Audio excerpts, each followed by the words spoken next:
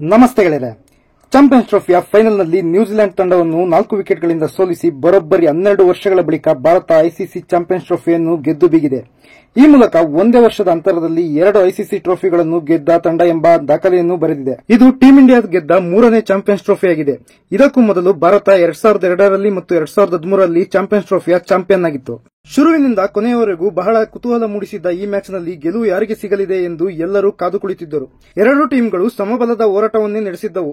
ಅಂತಿಮವಾಗಿ ಭಾರತ 4 ವಿಕೆಟ್ಗಳಿಂದ ಗೆಲುವು ಸಾಧಿಸಿ ಈ ಟೂರ್ನಿಯಲ್ಲಿ ಒಂದು ಪಂದ್ಯವನ್ನು ಸೋಲದೆ ಭಾರತ ಗೆಲುವು ಸಾಧಿಸುತ್ತಿದ್ದಂತೆ ರೋಹಿತ್, ವಿರಾಟ್, ಜಡೇಜಾ ಸೇರಿದಂತೆ ಭಾರತದ ಎಲ್ಲಾ ಆಟಗಾರರು ಗ್ರೌಂಡ್ನಲ್ಲೇ ಕುಣಿದು ಕುಪ್ಪಳಿಸಿದರು. ಅದರಲ್ಲೂ ಜಡೇಜಾ, ಹರ್ಷದೀಪ್ ಸಿಂಗ್, ಹರ್ಷತ್ ರಾಣಾ ಗಂಗನಂ ಸ್ಟೈಲ್ನಲ್ಲಿ ಡ್ಯಾನ್ಸ್ ಮಾಡಿ 2013ರಲ್ಲಿ ಕೊಹ್ಲಿ ಮಾಡಿದ್ದ ಡ್ಯಾನ್ಸ್ ಅನ್ನು ಅಭಿಮಾನಿಗಳಿಗೆ ನೆನಪಿಸಿದರು. 2013ರಲ್ಲಿ ಭಾರತ ಚಾಂಪಿಯನ್ಸ್ ಟ್ರೋಫಿ ಗೆದ್ದಾಗ ಯಂಗ್ಸ್ಟರ್ ಆಗಿದ್ದ ಕೊಹ್ಲಿ ಗ್ರೌಂಡ್ನಲ್ಲೇ ಗಂಗನಂ ಸ್ಟೈಲ್ ಡ್ಯಾನ್ಸ್ ಮಾಡಿ ಮಿಂಚಿದ್ದರು. ಇನ್ನು ಈ ಮ್ಯಾಚ್ ಬಗ್ಗೆ ಹೇಳೋದಾದ್ರೆ, ಟಾಸ್ ಗೆದ್ದ ನ್ಯೂಜಿಲೆಂಡ್ ಮೊದಲು ಬ್ಯಾಟಿಂಗ್ ಆಯ್ಕೆ ಮಾಡಿಕೊಂಡಿತ್ತು. ಶುರುವಿನಲ್ಲೇ ಅಬ್ಬರಿಸಲು ರೆಡಿಯಾಗಿದ್ದ ನ್ಯೂಜಿಲೆಂಡ್ ಓಪನರ್ಗಳಿಗೆ ಭಾರತದ ಸ್ಪಿನ್ನರ್ಗಳು ದುಸ್ವಪ್ನವಾಗಿ ಕಾಡಿದರು. ವರುಣ್ ಚಕ್ರವರ್ತಿ ವಿಲಿಯಂಗ್ ಅನ್ನು ಪೆವಿಲಿಯನ್ ಆದಿ ತೋರಿಸಿದರೆ, ಕುಲ್ದೀಪ್ ಯಾದವ್ ತಾವು ಹಾಕಿದ ಮೊದಲ ಬಾಲ್ನಲ್ಲಿ ರಚಿನ್ ರವೀಂದ್ರ ಅವರನ್ನು ಬೋಲ್ಡ್ ಮಾಡಿದರು. ನಂತರ ತಮ್ಮ 2ನೇ ಓವರ್ನಲ್ಲಿ ನ್ಯೂಜಿಲೆಂಡ್ ತಂಡವನ್ನು ಯಾವಾಗಲೂ ಕಾಪಾಡುತ್ತಿದ್ದ ನ್ಯೂಜಿಲೆಂಡ್ ತಂಡದ ಆಪತ್ಬಾಂಧವ ಕೇನ್ ವಿಲಿಯಮ್ಸನ್ ಕೇವಲ 11 ರನ್ಗೆ ಕಾಟನ್ ಬೋಲ್ಡ್ ಮಾಡಿದರು. ಇಬ್ಬರು ಇನ್ಫಾರ್ಮ್ ಬ್ಯಾಟರ್ಗಳನ್ನು ಕಳೆದುಕೊಂಡ ನ್ಯೂಜಿಲೆಂಡ್ ತಂಡ ಭಾರತದ ಸ್ಪಿನ್ ಅಸ್ತ್ರಕ್ಕೆ ತತ್ತರಿಸಿತು. ಈ ಹಂತದಲ್ಲಿ ನ್ಯೂಜಿಲೆಂಡ್ಗೆ ಆಸರೆಯಾದ ಡೆರೆಲ್ ಮಿಚೆಲ್ ಜೊತೆ ಆಟಗಳನ್ನು ಆಡುವ ಮೂಲಕ ನ್ಯೂಜಿಲೆಂಡ್ಗೆ ಆಸರೆಯಾದರು. ಟಾಮ್ ಲಥಮ್ ಜೊತೆ 33 ರನ್, ಗ್ಲೆನ್ ಫಿಲಿಪ್ಸ್ ಜೊತೆ 57 ರನ್ ಮತ್ತು ಬ್ರೇಸ್ವೆಲ್ ಜೊತೆ 46 ರನ್ಗಳ ಜೊತೆಯಾಟಗಳನ್ನು ಆಡಿದರು. ಆದರೆ ಮಿಡಲ್ ಓವರ್ಗಳಲ್ಲಿ ಭಾರತದ ಸ್ಪಿನ್ಗಳೆದುರು ನ್ಯೂಜಿಲೆಂಡ್ ಸ್ಕೋರಿಂಗ್ ರೇಟ್ ಬಹಳ ಕಡಿಮೆ ಇತ್ತು. ಡೆರೆಲ್ ಮಿಚೆಲ್ 101 ಬಾಲ್ನಲ್ಲಿ 63 ರನ್ ಗಳಿಸಿ ಶೆಮಿ ಬೌಲಿಂಗ್ನಲ್ಲಿ ಔಟ್ ಆದರು. ಕಡೆಯಲ್ಲಿ ಬ್ರೇಸ್ವೆಲ್ ಒಡಿಬಡಿ ಆಟ ಆಡಿ 40 ಬಾಲ್ನಲ್ಲಿ 53 ರನ್ ಬಾರಿಸಿದರು. ಇದರಿಂದ ನ್ಯೂಜಿಲೆಂಡ್ ತಂಡ 7 ವಿಕೆಟ್ ಕಳೆದುಕೊಂಡು 251 ರನ್ ಗಳಿಸಿತ್ತು. ಟೀಂ ಇಂಡಿಯಾ ಪರ ವರುಣ್ ಚಕ್ರವರ್ತಿ, ಕುಲ್ದೀಪ್ ಯಾದವ್ ತಲಾ 2 ವಿಕೆಟ್, ಶಮಿ ಮತ್ತು ಜಡೇಜಾ ತಲಾ 1 ವಿಕೆಟ್ ಪಡೆದರು. 252 ರನ್ಗಳ ಟಾರ್ಗೆಟ್ ಚೇಸ್ ಮಾಡಲು ಬಂದ ಭಾರತಕ್ಕೆ ಕ್ಯಾಪ್ಟನ್ ರೋಹಿತ್ ಶರ್ಮಾ ಮತ್ತು ವೈಸ್ ಕ್ಯಾಪ್ಟನ್ ಶುಭ್ಮನ್ ಗಿಲ್ 105 ರನ್ಗಳ ಪಾರ್ಟ್ನರ್ಶಿಪ್ ನೀಡಿ ಅಬ್ಬರದ ಆರಂಭ ನೀಡಿದರು.